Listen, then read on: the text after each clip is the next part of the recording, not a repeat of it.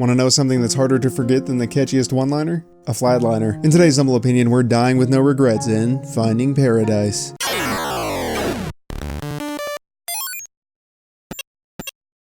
Finding Paradise is the straight-to-DVD follow-up to John Milton's Paradise Lost. No, wait, I don't think that's quite right. It's the Disney Pixar's heartfelt epic poem sequel to the movie about Ellen DeGeneres' persona Finding Dory. I don't think that's it either. Hold on. Oh. According to Google, it's a standalone continuation of a video game called To the Moon. Well, now that's just preposterous. What, was visiting the moon a little too disappointing? Not quite paradise? Always chasing that greener grass, eh? Smoking that magic dragon?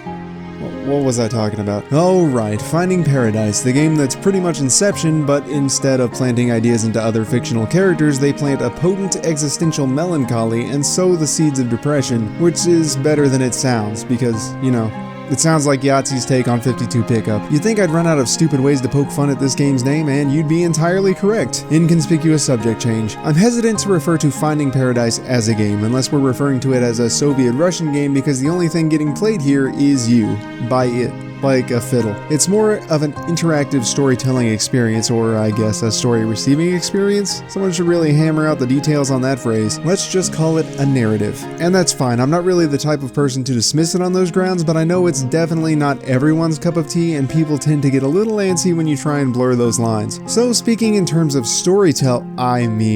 narration, it's absolutely an experience worth having, so long as you go into it with the expectation of having an experience, and that experience isn't playing a video game. Well, alright, there are some video game-esque mechanics, like some extremely light puzzle solving that serves as a mere transitionary element between plot points, or the occasional epic boss battle, but beyond that, it's a lot of walking around and a lot of reading text. The good news is that the text does an excellent job of weaving together humor and tragedy. Ooh, now how's that for an inconspicuous transition? I obviously don't want to ruin everything for anyone who hasn't given it a shot, so much so that I'll instead spoil this review by saying that I can't recommend it enough. It's powerfully touching, like two rugged bodybuilders with a chiseled jaw in a homoerotic romance novel. In essence, you control two scientists whose job it is to enter the minds of dying patients and alter their memories so that they can die with no regrets. Which sounds nice on paper, but it plays on that uncomfortable limbo of irony, like the actual irony, where you're aware of things that the characters aren't. You alone know the truth and bear witness to the emotional turmoil that is the battle between what's real, what isn't, and the meaning that any of that holds. It's heartbreaking. Critically speaking, the developer uses narrative elements with grace. The only real complaint I have is that the pacing is sometimes off, favoring lulls where there could be intrigue. One could argue that this adds a feeling of sincerity and realistic humanity to the narrative, but when a character vocally meta-references the fact that you have to backtrack all the way back to the beginning of the level, having the other pat you on the back for your own talent and scenery creation doesn't really cut the mustard for me. That being said, it makes fantastic use of other elements. Take foreshadowing, for instance.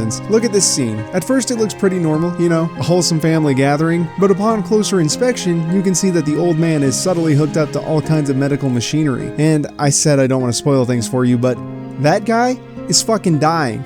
Talk about Chekhov's basic exposition, am I right, fellows? Over the course of the experience, you really get to know the character that you're in the mind of. Sure, the story is punctuated with humor and sometimes borders on over the top, borders on it, teeters precariously on the precipice of being over the top, but never quite falls into that territory, ever. The developer does a great job of relating the scientists to the player's inner monologue to serve as an anchor point, and each and every vignette that they visit is incredibly human. Some are more touching than others, some more meaningful, some humbly mundane, all working together to create a synthetic yet believably tangible human being, dying right in front of you. You start out cold and distant, but by the end of it, his life is warm and familiar, beautiful in its simplicity, in the nuances and the details. A life that is, by all measures, relatively average, becomes completely engrossing. When it's finally over, it leaves a temporary hole in your heart, and brings you on the verge of crying like a little bitch, but you don't, because you're too much of a man.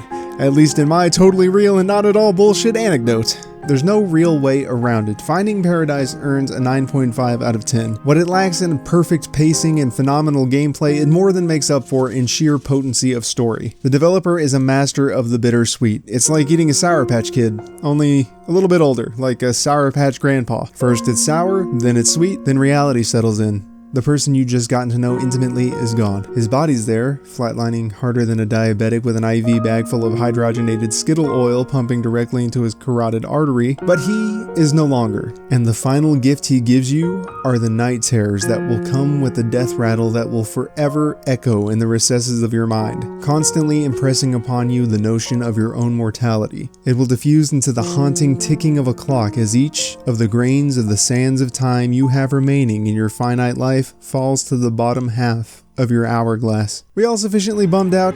Good.